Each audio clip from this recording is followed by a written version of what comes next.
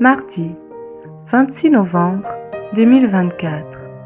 Lecture de l'Apocalypse de Saint Jean, au chapitre 14, versets 14 à 19. Moi, Jean, j'ai vu, et voici une nuée blanche, et sur cette nuée, quelqu'un siégeait, qui semblait un fils d'homme. Il avait sur la tête une couronne d'or et, à la main, une faucille aiguisée. Un autre ange sortit du sanctuaire. Il cria d'une voix forte à celui qui siégeait sur la nuée: lance ta faucille et moissonne. Elle est venue, l'heure de la moisson, car la moisson de la terre se dessèche.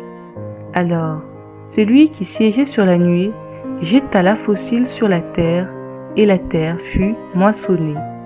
Puis, un autre ange sortit du sanctuaire qui est dans le ciel.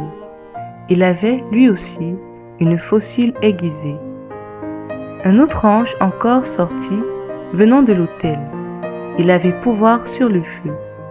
Il interpella d'une voix forte celui qui avait la faucille aiguisée: lance ta faucille aiguisée, et vendange les grappes de la vigne sur la terre, car les raisins sont mûrs. L'ange alors jeta la faucille sur la terre. Il vendangea la vigne de la terre, et jeta la vendange dans la cuve immense de la fureur de Dieu. Évangile de Jésus-Christ selon saint Luc, au chapitre 21, versets 5 à 11.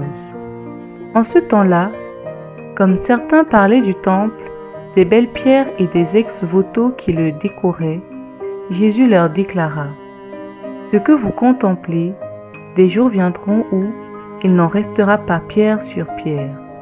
Tout sera détruit. Ils lui demandèrent: Maître, quand cela arrivera-t-il? Et quel sera le signe que cela est sur le point d'arriver? Jésus répondit: Prenez garde de ne pas vous laisser égarer, car beaucoup viendront sous mon nom et diront: c'est moi. Ou encore: le moment est tout proche. Ne marchez pas derrière eux. Quand vous entendrez parler de guerre, de désordre, ne soyez pas terrifiés.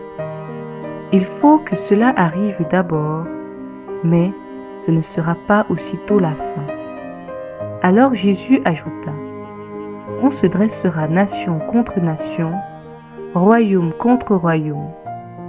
Il y aura de grands tremblements de terre et, en divers lieux, des famines et des épidémies.